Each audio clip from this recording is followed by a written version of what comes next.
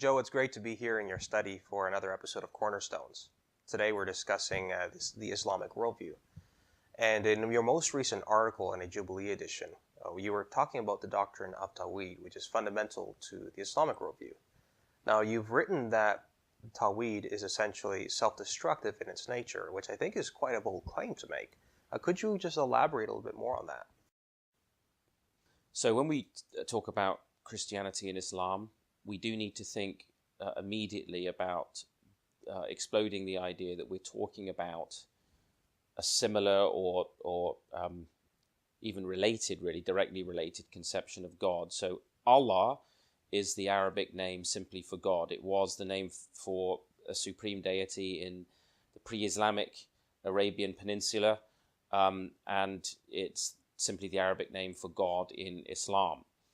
But when the Muslim speaks about God and the Christian speaks about God in the Christian sense, we are talking about a very, very different understanding of God's being. The most basic of which is, for Christianity, God is Trinity, Father, Son, and Holy Spirit. One God coexisting eternally in the relational community of three persons. Whereas in Islam, God is a monad, a unitary being, a singularity. Relationality is not basic to God's being in Islam, and nothing can be compared to God or is like God in Islam. So whereas in Christianity human beings are made in the image of God, and in fact in Hebrews 1 we're told that Christ is the exact imprint of his nature. He's an exact representation of the nature of God. Such that in Islam would be blasphemy. The idea that anybody images God or represents God in that way.